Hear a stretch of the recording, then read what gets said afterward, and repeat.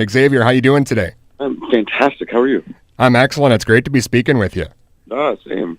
Well, we're excited to see you here in Minneapolis coming up on October 24th as part of Raw. And first, I want to ask you, I guess, what made you want to get into wrestling? And were you a fan growing up? Is it just kind of go from there?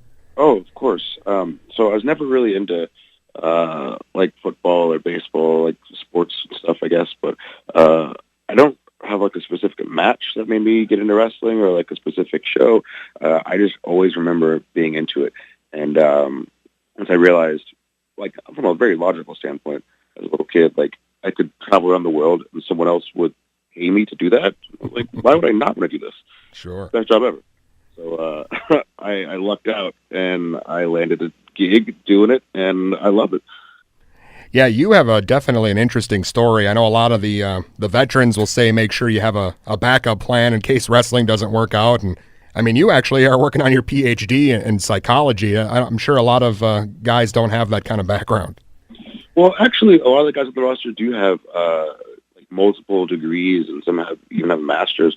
That's one thing that a lot of people don't realize because they don't get to see that side of us a lot. I think that me going for my PhD just kind of is something that's a little extra that people kind of harp on a little bit, which is totally cool because it's a fantastic backup plan and something that I'm very proud of.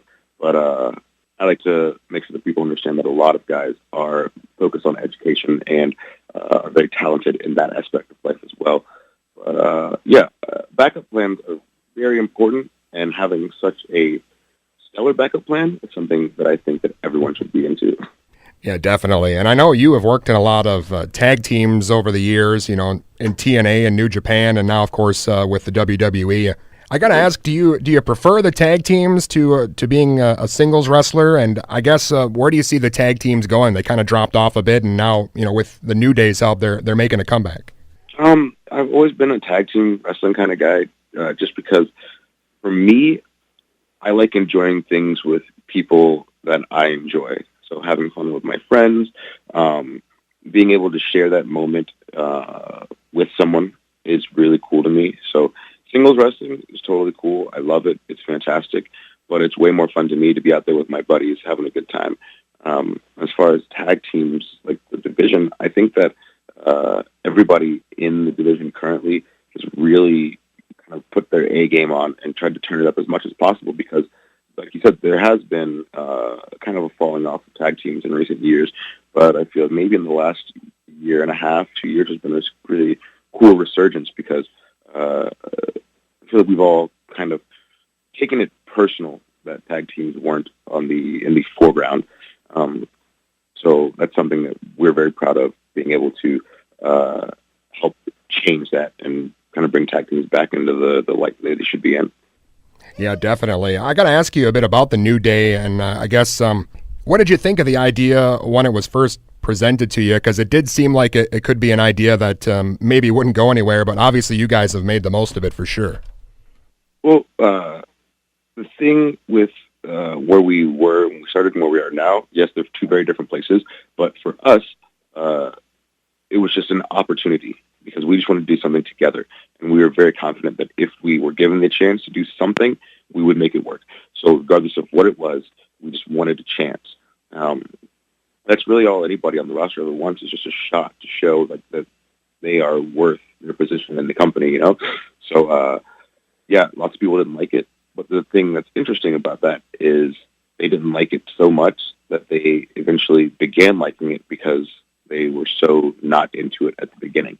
So it made it a very organic thing rather than kind of just being out there and trying to make people cheer for us or trying to make them boo for us. We were in a position where people just did what they wanted to do when they reacted to us, and we just fed off of that. And so I think that's one of the things that helps us, that has helped us a lot, is that we weren't necessarily focused on going a certain direction. We just wanted to see what would happen while we were out there, and then just played off the people.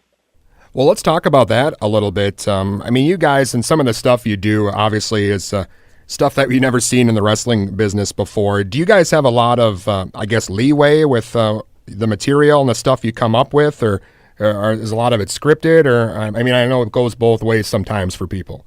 Yeah, I mean, there's some things that we need to go out and get certain points across, as if like For instance, Hell in a Cell is coming up, so we need to go out there and talk about that to make sure that people want to see it. But then we also have leeway to kind of make sure that we are being entertaining in our own way. So we might have certain points we have to get across, but yeah, there's a little bit of leeway, because if we aren't able to creatively put ourselves out there in the way that we feel that we should be out there, then things will never really work. And I think that a lot of people in the back understand that, and so they allow for certain wiggle room on certain things. Well, and I think it's great too that you personally are able to kind of incorporate a lot of your, your loves for, video games and different pop culture. I know, like Power Rangers and that sort of thing. It's great that they allow you to put that kind of spin on things. Yeah, it's cool because there are tons of nerds who watch wrestling. Me being one of them. When I go out there, I try to think like, what would I want to see on TV out of a wrestler if I was still like in the fan position. And so it's nice to be able to go out there and do that, because that is just straight up who I am, my personality. I like talking about video games, which reminds me, go to my YouTube channel, Up, Up, Down, Down, and subscribe if you haven't subscribed already, because it's absolutely fantastic. There's a little plug for the day. Sure. But it's cool because all my friends, they always hit me up and send me texts and are just happy that I'm in a position where I can kind of show that nerds are more than just books and glasses, Well, yeah, and with the YouTube channel, that's almost kind of like a second backup plan, I guess. That's become really popular the last couple of years here as well. Yeah, it's been good. We've been doing it for maybe like a year and a few months, and we're at 750,000 followers. We're trying to crack 1 million before WrestleMania. That's like my short-term goal for right now. But yeah, I'm just glad that people like it. It's cool. It's stuff that I'd be doing anyway, playing video games with my buddies, and just the fact that we're able to film it and throw it up online and people want to watch it, like, it kind of blows my mind, because it's just like, it's like regular life. I'm not trying to do anything specific, I guess, because like I said, it's what would be happening anyway. We just get to put a camera on it.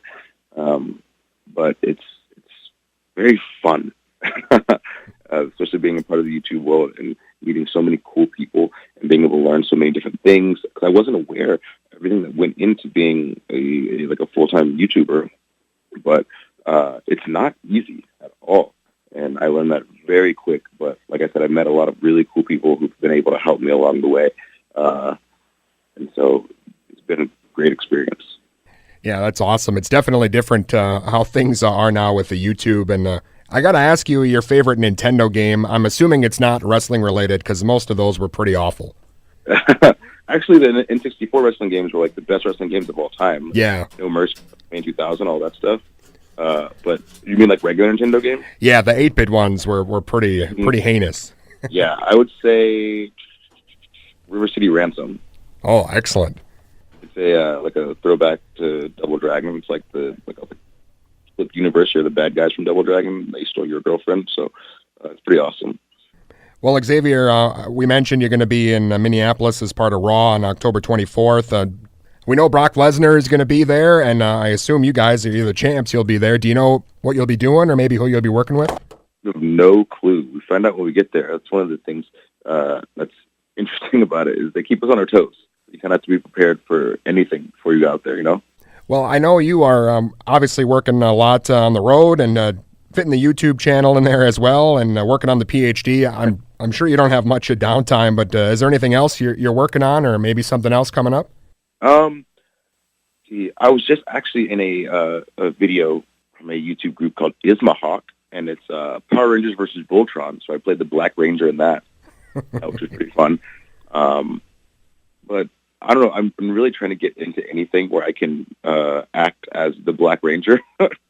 So that's kind of my other focus, because I love Power Rangers so much, and it's really cool. And with the movie coming out and everything, it's kind of created a resurgence in a lot of people's eyes for Power Rangers. So I guess that's my other focus, is trying to get some sort of gig doing that. Awesome. Well, before we let you go, whenever we have wrestlers on the show, we always ask them if there was somebody from the past that they could work with, who would it be? Can you think of a name or two? Oh, Too Cold Scorpio, by far. Oh, excellent. Yeah, my favorite guy. He's amazing. He's the one guy from childhood that I remember that was able to mix dancing and wrestling and do it well. Because lots of times, if you're dancing, then you're just a dancing guy, and then a lot of times if you're like good at wrestling, you're just kind of like seen like as a hard-nosed wrestling guy. But he was able to mix them both together in a very entertaining way, and I always wanted to try to capture that essence.